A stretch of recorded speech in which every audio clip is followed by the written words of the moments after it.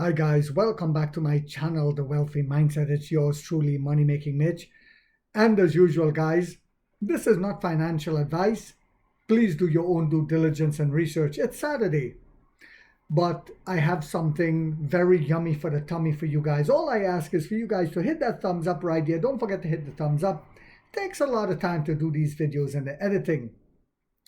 But we all know that the L90 is selling at a massive rate. So much so that they have to keep pushing the timeline for pickup for the car, for customers to pick up the car even further out, even with running the factory round the clock. The F3 factory is about to be completed next month. So that wait time will be shortened drastically. And whilst all that is happening, the third generation ES8 is about to be released, and it's a monster. And the CEO said they expect a huge amount of orders for this. They've made it way bigger, way more luxurious, way more technologically advanced. It said the third generation ES8 may be priced from $73,920. This is the main Neo brand.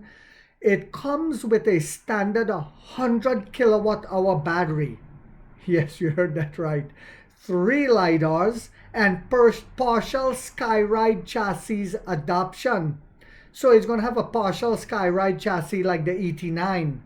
With just over 2 weeks to go, the third generation ES8 is set to make its official debut. According to NIO CEO William Lee, the Generation 3 ES8 will be unveiled at the Chengdu Auto Show and formally launched during the NIO Day in September, following the same rhythm as the Onvo L90. On August 6, Yangbo, head of NIO user operation, posted on RedNote announcing live stream on August 8, the King returns. Yes, he said the King returns, all new ES8, signaling the start of the ES8 pre-launch promotion phase. Yangbo posted on RedNote announcing live stream on August 8, the King returns. That means today's article might be our last prediction before the official release. The ES8 is NIO's sole model, witnessing every major breakthrough and milestone over the past decade. Yes.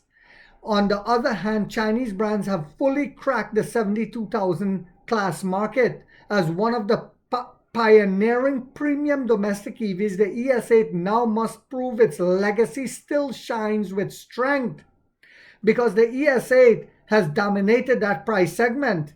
This is the car that broke that barrier and took away the segment away from BMW, Mercedes, Porsche, Audi combined.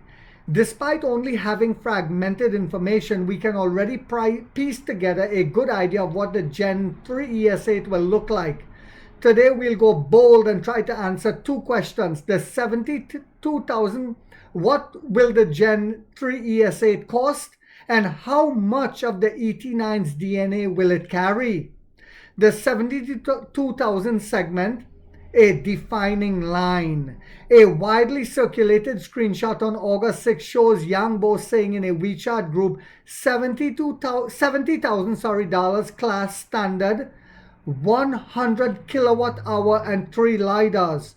Screenshot of Yangbo saying in a WeChat group, the 3 key details already tells us a lot. First, $70,000 class and standard 100 kilowatt hour battery together suggest that those who've been hesitating can now start thinking seriously, because the Gen 3 ES8 price is now more or less calculable. The 2024 ES8 was priced at $69,720 with the 75 kilowatt hour battery and $77,840 with the 100 kilowatt hour battery. It used to be $77,840 with a 100 kilowatt hour battery, guys.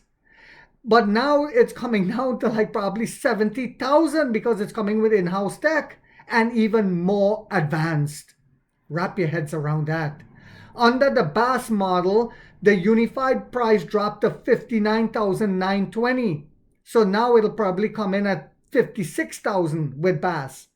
As the NT2 era flagship SUV, the ES8 symbolized neo-technological prowess and premium status, warranting top-tier materials and spec along with a flagship MSRP.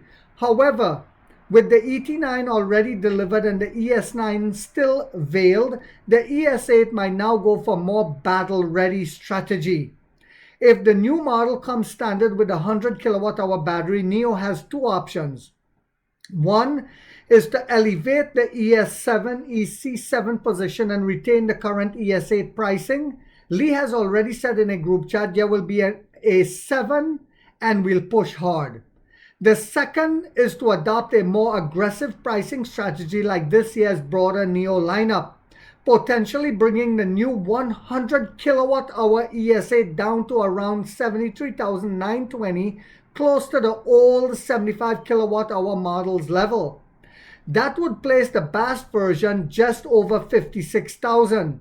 This would position the Gen 3 ES8 directly between Ito M8 Electric Max Plus and Ultra version in battery as a service mode, and between the M9 Max and Ultra in buyout pricing. Using the BAAS model to hit varied competitor price points, and this is why battery as a service is so important, guys, and this is why we're dominating. It says remains, let me say that again, using the BAAS model to hit varied competitor price points remains NIO unique weapon. It all depends on how they choose to use it. But here's the more tantalizing idea.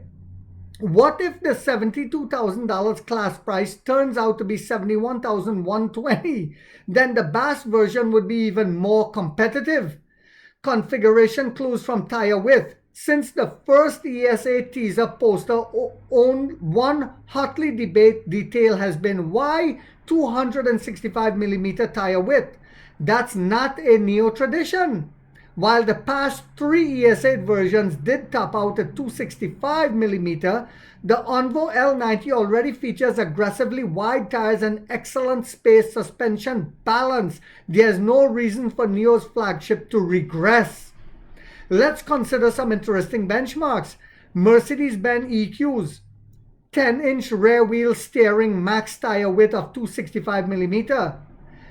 The logic is simple. Combining rear steering, air suspension, spaciousness, and wide tires on a BEV platform still pushes engineering and cost to the limit. Even the cost no object EQS AMG only expands the rear tires to 275mm, making it the narrowest rear tire setup among AMG M-Power. As a 6-seat quasi-flagship, the ES8 obviously doesn't enjoy AMG level budgets or ET9 built-in luxury latitude, which can afford to skip a third row entirely.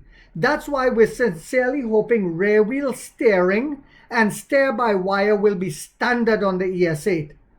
What else might be standard? Yangbo mentioned standard 3 LiDARs, which implies the ES8 could be a full-fledged CDR configuration, meaning twin Shenji chips with a combined sparse inference computing power of over 2,000 TOPS. That would make it the highest currently usable computing power in the industry for assisted driving. Though nothing's confirmed yet, it's possible the 9 Series NIO keep twin Shenji chips exclusive, just like how Tesla Model S have a dedicated GPU. On a personal note, I've always loved the integrated fender design of the Gen 2 ES8 which merges the ADS camera into the front body line.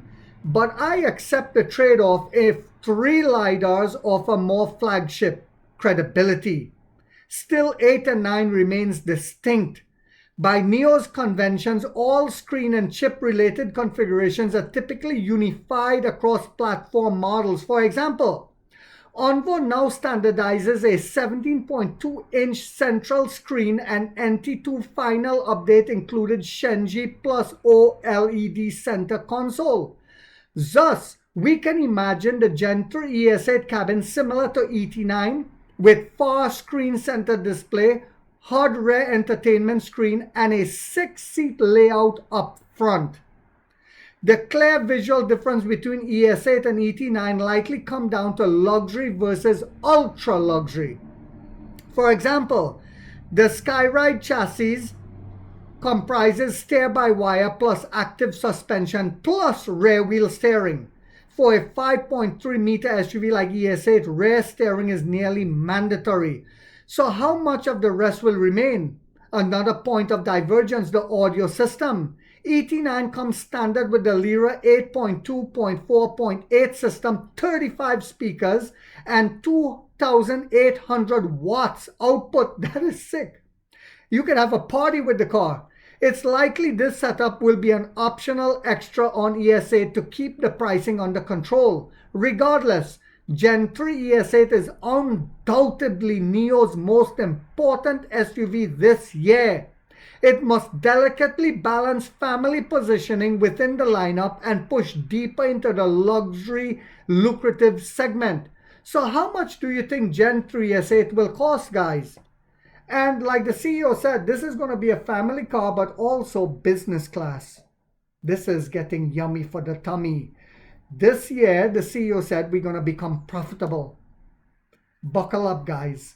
I hope you guys on a Saturday found this video to be informational, inspirational, and motivational. If so, guys, don't forget to hit that thumbs up. It takes a lot of time to do these videos and the editing. And if you haven't yet subscribed, you might want to think about doing so, because in this channel, we are waking up the middle class for the first time to get a major piece of the pie from the ground level up as to how the games are played on Wall Street. And like 50 said, we get rich or we die trying, guys.